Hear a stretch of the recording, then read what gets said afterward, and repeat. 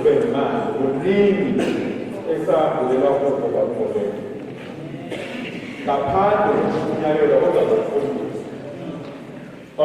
Ngixoxa nomuntu wabishop kwi-traffic office. Wenzeka idolobha ukuthi anginanga lapho emhlabeni. Ngibese ngiyahamba ngiyowenza nanayi ye-Islamic. Ukuthi ngibone ukubhalansa manje basebenza ubankulu. Sebekhuluma amagama aqinile ezakupronounce namazi qinulile. Lezo thini bazalwane sinenhlanhla ukuthi sibe nabaholi abasifundisa ngale nto. Kahle thina sesiyazuza sesikolweni asizozuza. Ngoba izinto esifundiswa ngazo kushinyezwa, izinto esifundiswa ngazo izinto ezixabanisa abantu, ukukhula kwethu, ukubaholi bethu. Kungako ukuthi mina imfundiso ekangena abasemizimele ngibole kusho ukuthi ngoba kusebenza landelayo nini ngazoba kunelishaniwe khona akuthathe wona kwakwazi ukuthi ngokulapha ukuwesho isevisi yethu ukuthi kuyintshumayelo okuyiwesho. Haleluya bazalwane. Haleluya. Bazalwane siyabonga abadala, siyabonga uNkulunkulu usebenzekayo wakhuluma nawo mayeleka mkhulu. Siyabonga. Uyabona uma sisafubheka nje from inkosi iqalile akukho la ukuthi mhlanga phuma khona ngezinto okungavumi kunale kwethi lalela. Haleluya. Usho kwabisho mayefundisa athi ezinye izinto sinasithi masiyozenza silalele oshoyo ukuze sibe nelendulo kwabasibuza. Haleluya bazalwane. Ufisa kwami bengifisa kwamazi ukuthi wonke umuntu ongaphandle njengangaba lapha manje sesiyabo power of resurrection. Bengifisa kwamazi wonke umuntu ongaphandle angaba lapha kodwa ngenxa yokuthi sizobe sesiyadistebheka umpostoli seza la. But ngiyafisa ukuthi wonke umuntu ongaphandle akayithole ala. Ubabishop ucelile kakhulu ukuthi uma umpostoli esethenga sesenjalo akusengashini. Uma umpostoli ethetha kunenkonzo encane efuna ayenze or ayidumise but idinga wonke umzalwane abe angaphakathi. Haleluya. So ngokuhlonipha abazalwane ngiyacela ukuthi unyaka loyo banenkathi awufuni. Ngomvule bakhulu manje kusakhe. Yebo, awuyakhulisa. So bazalwane siyahlabelela umpostoli uzalana ngiyacela immediately umpostoli emele yakho sekaqala ukushumayela ongaphandle ongakangeni manje awusamvuleli ongaphakathi awuvuleli usakhulu ngiyacela. Ngiyabonga.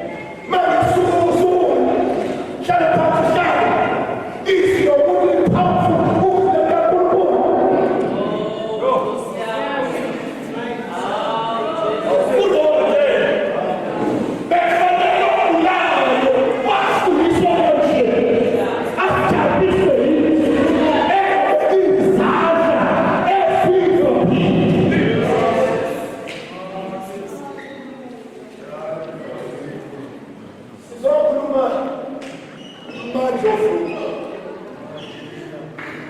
Zuma ukuthi uPaul ukuze mazi. Mazi nemali yovula. Ebese ethi umfuze. Nangokufa kwakhe. Athi ngihlanganyele naye. Nasekhiphelweni. Ela ukufundela. Sakuba kuzo ne. Hey baselani. Bakuba lomsikhathi. Sekushumela kakhulu singahamba.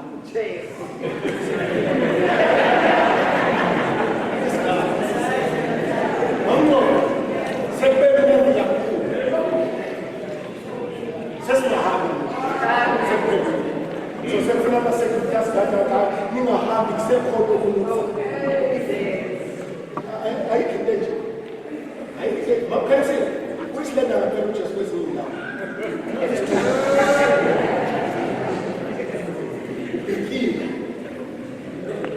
What is it? The verse chapter 9. No, chapter 20. How about the most? And tell us the chapter 20 about that Jesus. What you are, if I really decide to go 20, Sikala verse 1, it's still a passage for that Jesus. What you Sulo Kala Mefri, Maria Magdalena, wafika tune lekuseni semnyama wabona iJesu siwe ethuneni khona wayesegijima waya kuSimon Petro nakulo mfundo omunye kuJesu amthandayo wathi kubo bayisusile inkosi ethuneni Hayi. sazi lapho beyibeke Yes, brother. Ngiyacela ngokuthumana. Sibushele izinto zabantu besifazane. Sibushele serious. Ngoba amadoda esinsuku andobacindezela bona besifazane. Kuthiwe ngesizwe lomfazi. Ngeke kakhulu unkosikazi ngemisonto. Bona kuthiwe ngeladoda wesifazane. Kodwa xa bese bekhona ukuthi bese Eva ziyeniwaba. Buha bangena Eva. Kodwa amangqoko ebonakala sethini ngowesifazane. Wabuye walungiswa ngowesifazane. uJesu bazalwane yaphishwa yetebeni lokuzala uJesu. No Jesu esimkhonzayo uzelo wesifazane yedwa. And I wesifazane uzele yedwa nje kodwa wakholwa yizwi owesifazane. Uzwakala ethi akube nje ukusho kwezwi lakhe owesifazane yedwa. Kule verse I'm not sure about to die soon. What is this over here about Delhi with the same? Hey, bewufuna inkosi yakhe. Ufike ethuneni uthi bayithathile inkosi yakhe. Asazi bayibeki. Yeso sebathi ngithanda leyo nto ethi wafika ethuneni. Kwafika besifazane kuqala. Sokubeni bande ngicela bishop abesifazane basetshenziswe ngendlela uNkulunkulu ababize ngayo. Yeah. Bangacindezelwa ngomthetho. Akusibazula ukuthi abesifazane bawamela amadoda. Usebakhelile kaNkulunkulu. Owesifazane nowesilisa umoya. Mayinkulunkulu ayisebenzisa akangenophepha phansi kwedoda yakho. Akudedele. Ofisini uNkulunkulu amsebenzisa ngayo. Ngoba umpostoli wokuqala owabuya ngendaba kaJesu uyena owesifazane wafika athi inkosi yethu bayithathile sazi bayibekile. Ngoba fundisi selento funda kusiqhubeke after sebethole imessage amadoda. ngakho wayesephuma uPetro nomunye umfundi Thanda le phathi yethu waphuma uPetro nomunye umfundi. beza ethuneni Yes. begijima bobabili kanye naye Ya. kodwa kepha umfundi omunye wagijima kakhulu kunoPetro Yebo. wafika kuqala ethuneni. Hayi. Enumusa wabona izindwangu zelinyeni zikhona, kepha kangenanga. Nansi indaba. Wagijima kuqala. Wafika ethuneni. Kodwa akangenanga. Wanusa. Mama singini liBhayibheli kwakukhuluma uPetro nomunye umfundi. Kodwa ngejubane enkulu kwathi ukuthi uPeter uyashiwa ngejubane. Kodwa mafika esigamekweni lo fike kuqala wangihambela. Wanusa. Wabona indwangu waneliswa ukulungusa. Abanye bashela ngemessage yasekulunguse. Abengelile. Yemizwa zona. Abanye bashela message yasekulunguse. Abekho phakathi. Ungalungusa. Message ephele itholakala ngaphakathi. Ola uthanda into baphuma lethi noye nomzili wayibona indwangu. Mhlambe ningamvumela nje isifehlelo ukuthi khona mhlawumbe nazinto aseziyona ukuthi zonke izona ziyahlanzwa egazini. Mama ngoba uJesu kwakuphoqa ukuthi azahlatshwe kodwa wayenganikeli ngayo yonke into. Kwakuhloswe ukutholakala kwegazi ngoba izono zihlanzwa ngegazi. Irizini yonke yokuthi aye laphaya wayehambise igazi. Wayevala igazi lenkwama elalibhosa elalingasusi.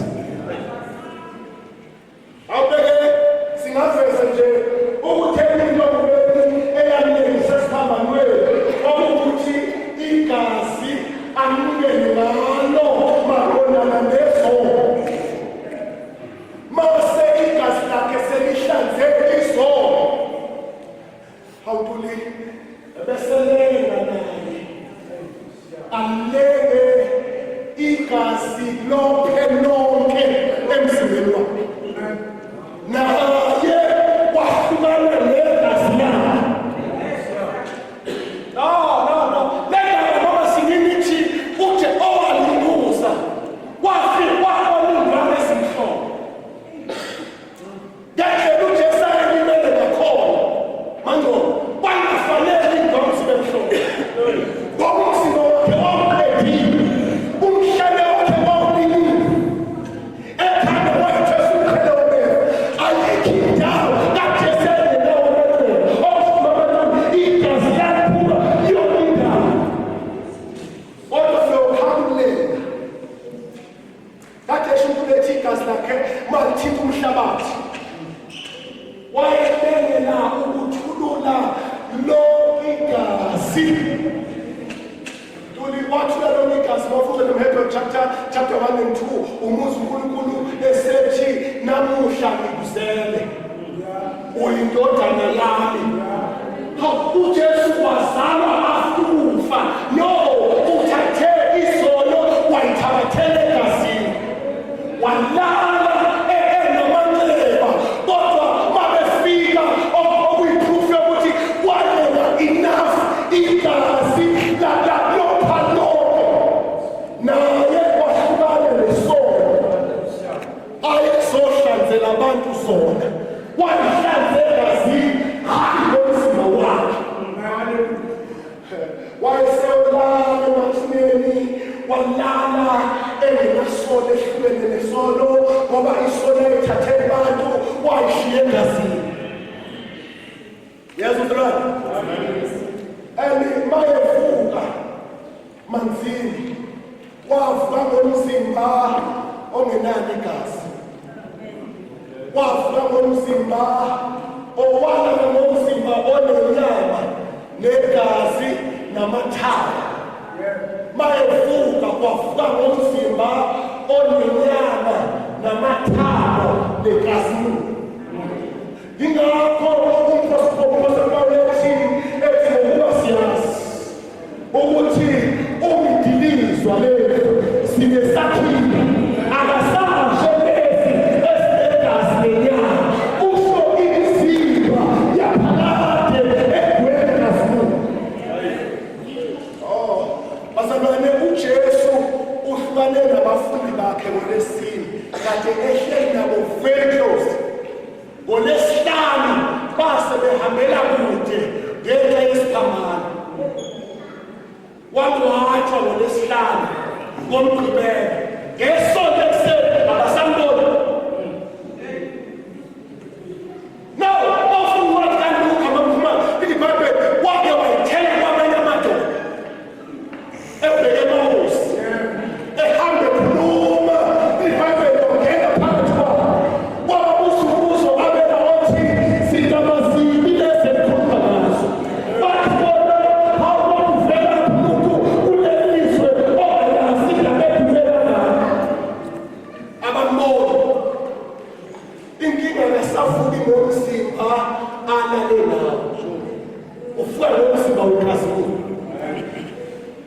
iBhayibheli wahamba nabo akuyona umuntu yokwaba lena akuyona umuntu yokududuza abafebe. iBhayibheli wahamba nabo washayisela thuyendlule emzini. Yangizwa sadwa iBhayibheli bamsisa bathi Nkosi hlala nathi ngoba siyadlula. iBhayibheli wangena wahlala nabo wahlephula isikwa nabo. Befanulabo azange uvulele. Wabona lese Kweli version, umbhalo uthi oThomas babesivalele. Bebashile besaba akufa kaJesu. Bhayibheli akazange lonke, akazange avulele umnyango. Kodwa wamsola lesephakathi. Esethuphula akube kini. Okusho ukuthi lo mzimba wengabatela umzimba onenama limitation. Umzimba ongafitha inyama umzimba ongafitha isili. Umzimba ongafitha othaywe. Kodwa umzimba ongasuphuma uvaliwe ubheke uvaliwe. Singahlehla nje wafanele uJesu ingabi inkinga amakhumalo into ukuthi intshe yokugqobana ngoba usana wakhe kwaba yiprofesi. Singayikhulumela phansi le ndaba. Everyone bakujona ozelwe ngowesifazane ngesikhathi ubaba eyongibeka esibelethweni sikamama wangivumela umnyango engiyobuye ngiphume kuwo. Kodwa uMariya wakhulelizwe ehamba kaNombo behlolwa etholakala ukuthi uyintombi nto abuye nesitifiketi nechashazela imhlobo. Kodwa futhi abuye ahambe ekliniki ayothatha ikhadi ayokubuza ukuthi ngempela ukhulelwe.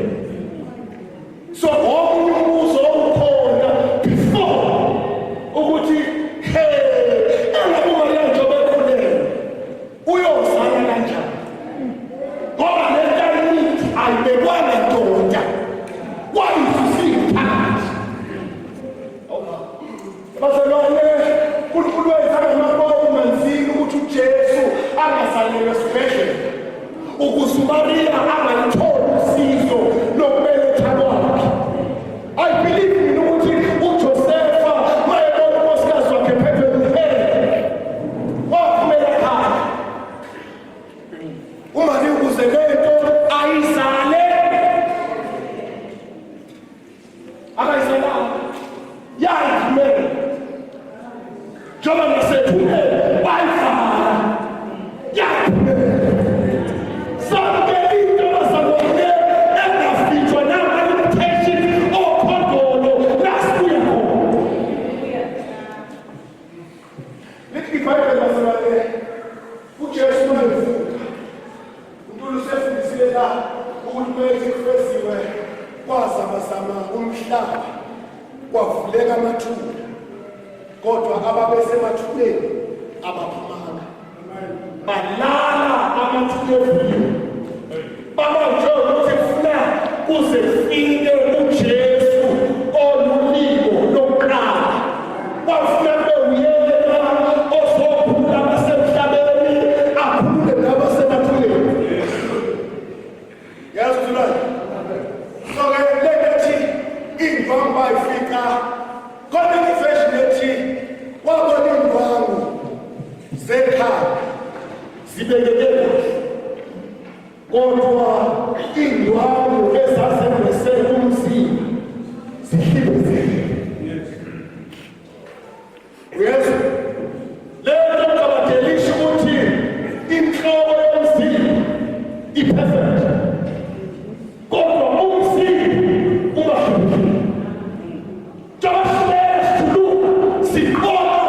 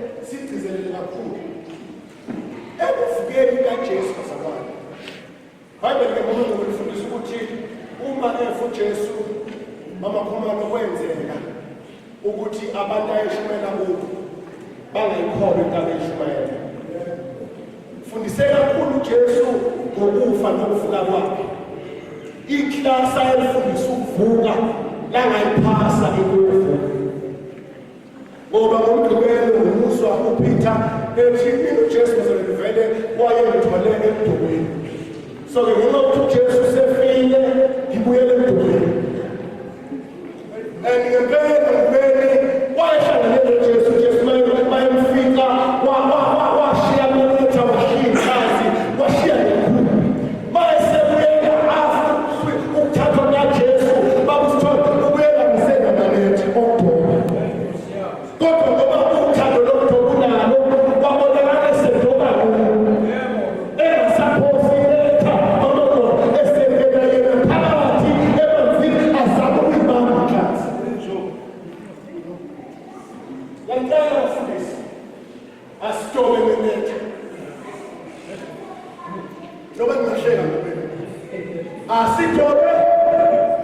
leletha lithi iBhayibheli abantu ababezwa ngendaba izinto ezishontshe esibemelene nayo noma ngcono bayikhola le nto ngamakhumalo baze baqasha amasosha esefile ayogada ithuna likaJesu bathi uthe uzovuka iklasi elifundiswa ngovuka langayikhola into yovuka kodwa abantu ababemelele ngovuko bayikhola baze bakhokhela abantu ukuthi abantu uyogada ukuthi uzovuka ngempela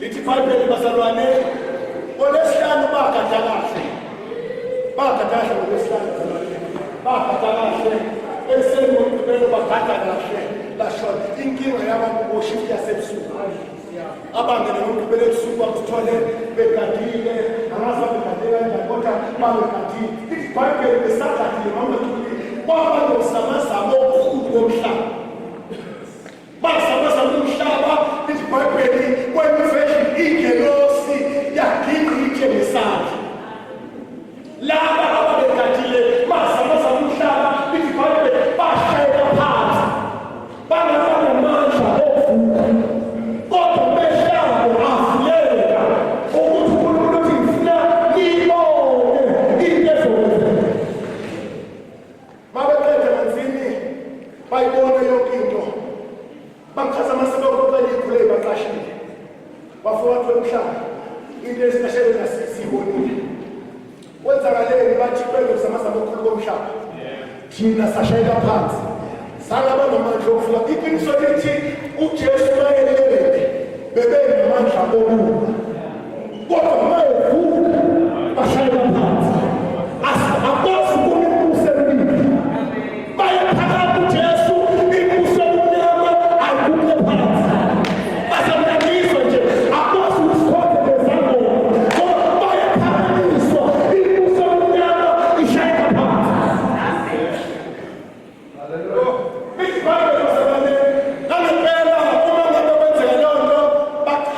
Bachaza abalaleli umsakazi bathi jikele lemishona siyamcela manzini uJudas imali athengisa nayo uJesu i-amount yakhona iyakhawuleka ibhalwe nje eBhayibhelini kodwa imali eyanikwa abantu abazophamana nemessage ethi uJesu akafukanga bamtshontshile ayibaba nalento kuthiwa bafaka imali eningi beyifakele ukuthi hambana le message ethi uJesu akafukanga bamtshontshile so sibethaza zalwa yophuma sikwalihlata namasontonke nezibhedlela sithi uJesu akaphelanga ethuneni wavuka wafika akuthina sonke mama khumalo esine ability yokuyichaza lento yangizwa sonke abantu abadala ukuthi abafuna ukushumayela abadala ability yokushumayela kodwa uNkulunkulu ubanike something lokubashumayela ngayo no mama khumalo uma kuthiwa amanga agijima ukufuna iqiniso ngenxa yemali abanye bonke kusinathi bonke sibekhaya ukuthi sigijime kodwa abangakwazi ukushumayela bafake imali yabo sigijime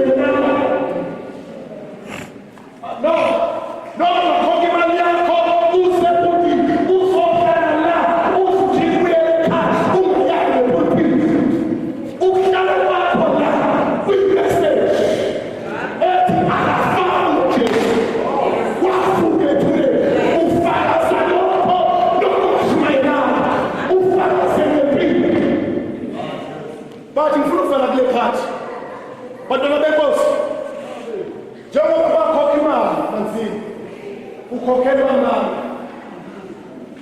nalokho usiwele iqiniso lisa kancane liyeza lona kodwa lisa kancane irisi alinawo ama-kingdom finances eqiniso. Tell me iqiniso. Le nkonzo powerful kanje mama no. Ngeke idlale kudumisa TV.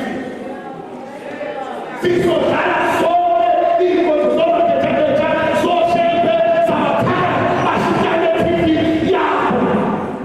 Kodwa le iqiniso eshwele la. Ukuphila nalo wena mthu. So sidinga abantu kuma abazosima neqiniso. Hayi ngokuba ngalokuvuma. Ngemilelo yethu siba neqiniso. Asala. Let's finish. Mama no. Job 7. Mawuhola emholweni wakho ugovernment uzithathela i-tax. Kade banga ukuthi ayidlale. Nawe umzala usikisiwe. I-tax yakhe iyathathwa. Njengoba ebandleni ungafuna ukhipha okweshumi. I-tax yasebandleni. So ugovernment wethu kwi-kingdom yakho kunama-strategy obhizinisa amanye. Basala utheqiniso. Usathane thina kumalo wasibamba nge-Emmanuel yakhumbula. Sasibuka TV nje sibuka school nice sibuka indlela eziningi nosumo sibuka obamona usathane wafana nje i-TV.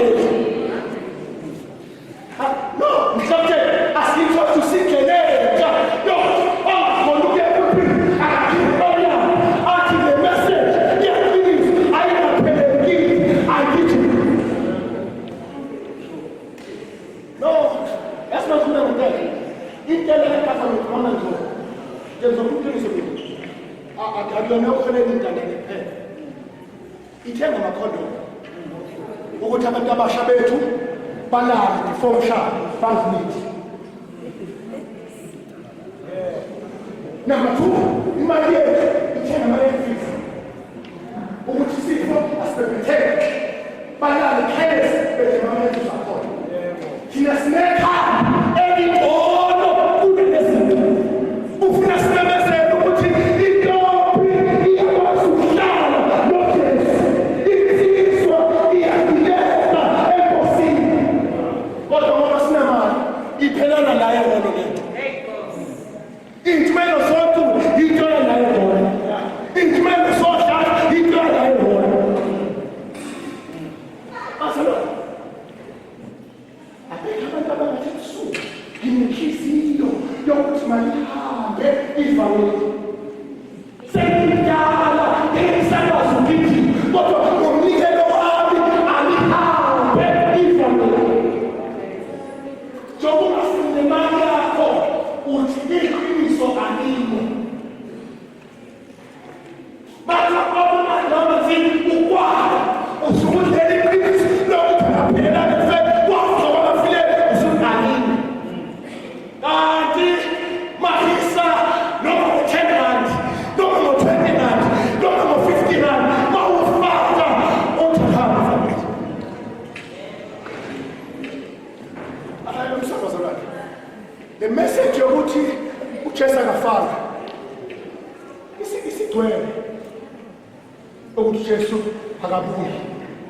jikelo mathusele bathaka kumele obaba jikelo abantu besibathemba bathaka sabuyi message hamba the message and kulaliba sineqiniso elikhulu abantu ezolweni kodwa bengabathatha kuvela bangeheji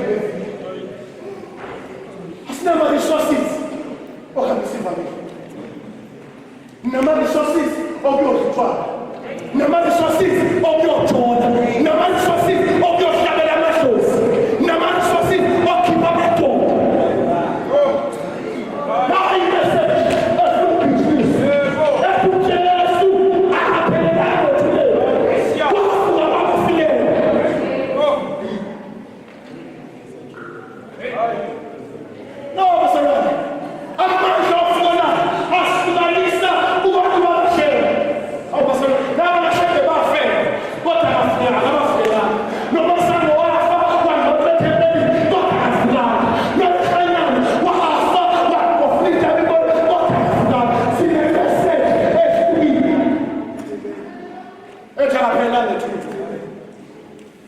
Bishop, never may I come at there. Tell him to send him as a man. Mama, he said to send him here. Who would have a cabin in very classic? I want to take a blue line.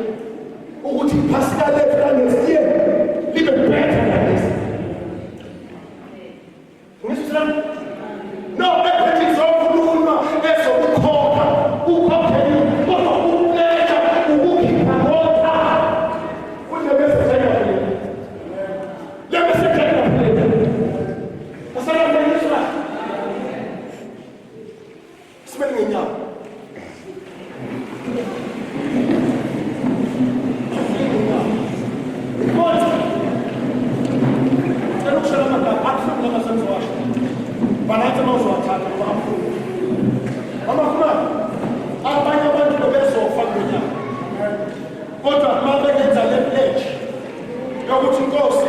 Next year, the third by the powerful government. Yes, we are going to call them, they need to keep up the part where we will say so. Captain, he's who come on from the job. Kulena. No, I'm suffering this move so small, they can't say move. But every woman there is. So they're not going to smoke. But they get cleaners. What's in karate? Everybody cleaners. What's in law? Everybody cleaners. Oh, it's not a big head. La. All the machine man start in the sun way. But can you let us type pen I never access YouTube channel. Kunoko kama abana hatwa for any YouTube channel. Never actually unkulunkulu masibela umnyaka noma ngayi-1 every kwi-DSTV channel singene kwidumisa channel kuthiwe Throne of Grace noma kanye ngeviki ushimele iqiniso le kodwa ngicela iqiniso yonke lento yabenze ngomthandazo yabenze nge-attendance izongenzeka ngokuthi upledge ukuthi at least for 50 rand every month uzongena kwi-account yesonto ngithi before abase uhulumeni we-South Africa esethathe u-10% wemali yami uNkulunkulu akathole ingxenye ethi ayihambi amaphisi into yephasika lethu kufanele izenze ngoba umkhosi omkhulu mama yathenga mama uNkulunkulu asibusela abantu benhliziyo yakhe bamanzi ngiyapledge mina baphuma mina ngiyapledge ngo-2000 wephasika njengoba uyiphasika namhlanje ngifuna uNkulunkulu noma kuthiwa iy'nsuku zami beseyiphelile lo 2000 ukhokhe kuze kuqede engakazi ngiyacela mzalwane anyone to do othi ngicela ukuba neqiniso senajwayele ibiselokathakhona namhlanje ngicela ukuthi uthi leli qiniso eliswini alingaphelelekile alizugijima mahala, lizogijima ngomnikelo wakho. U-2001 ngiyacela upledge ngokusentshizweni yakho ukuthi konje iqiniso lingahamba kanjani. Bishop ngicela usephambili uzothandazela abantu yibo uqala. Ngiyacela abangijoyinayo bese la sipledge bazalwane, sipledge leli iqiniso eshumela kule ndawo. Alha akuyona bishop le, akuyona pastor, kodwa imali sino ethi ivangeli alingapheleli enathi sent.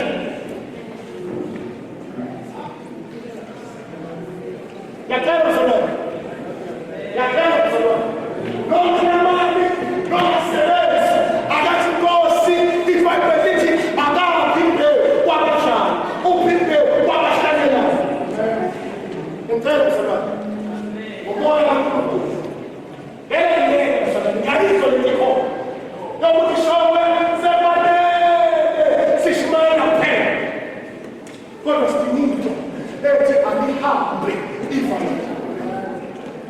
Akuyi-amount kodwa umuntu decide enhliziyweni yakhe ukuthi ngizozenza different yokuthi leli qiniso elingaka eshumela kule ndawo lihambe.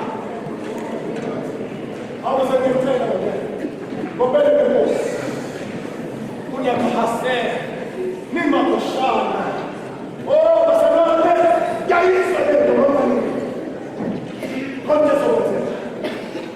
Bishop ufuna ukuthandazela abantu babofakazile njalo ukuthi benze ngaphambi kwethu sibekile banginikela ukuthi bazoba nomsebenzi wenkosi. Akekho bazalwane umuntu oyinqabela inkosi, inkosi ingamnakela ukuphila kwakho.